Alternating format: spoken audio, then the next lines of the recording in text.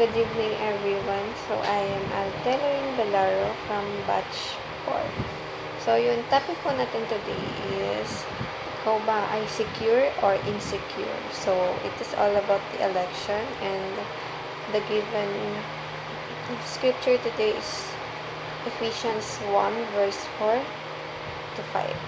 So, basahin ko lang po yung concept ng election dito sa lesson po ni Pastor Russell. So, sabi po dito is, election is the act of God made before the foundation of the world, in which He chooses certain individuals for salvation.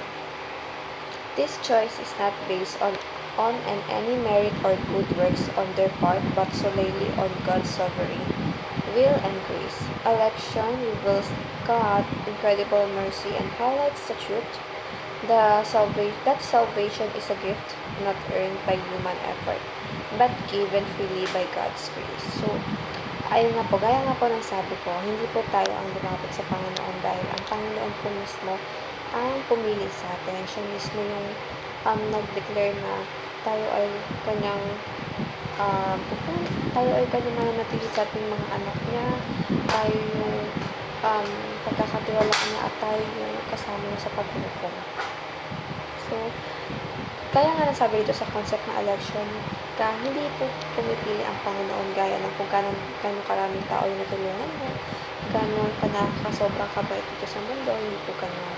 So, hindi ka pa ipinapanganak, is pinili ka na ng Panginoon. Kaya nga, gaya ng sabi ko, magtiwala tayo palagi sa mga pinaprovide ng mga decisions in life natin. Kaya nga nagsabi natin na huwag natin gawing sentro ng buhay natin yung sarili nating kapakanan. Sa gayon, mas nagiging powerful po, no? Or mas napapahalagahan talagang iba yung ambag pag ang Panginoon yung naging sentro ng buhay mo o buhay mo ng isang tao.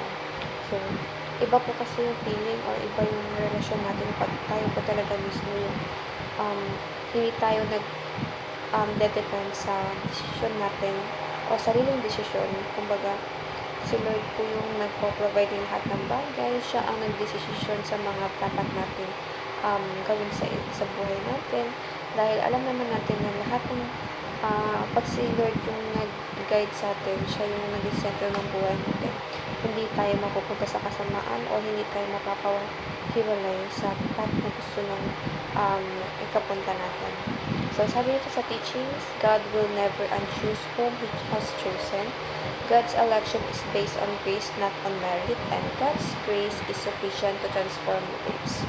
So, yung mga pinili niya pong mga anak niya, hindi niya po ito kayang i-unchosen o hindi niya kaya itong hindi napiliin or like itakbil dahil kaya nga sabi natin na si Lord po ang pumili sa atin. Kaya wala tayong karapatan para hindi tanggapin ito or ipagsawalang bahala. And applications is find security in God's election, have a worshipful and grateful heart, and prove your salvation by living a renewed life. So, kaya sabi natin dito, mas mananatili tayong secure sa pag ang buhay natin ay nasa Panginoon at of course, isinasaalang-alang natin lahat sa ating Panginoon at maging grateful tayo at lagi tayong magpasalamat sa lahat ng blessings sa pinag-provide ng Panginoon para sa atin at para na rin sa buhay na nakasasakupan natin. God bless everyone.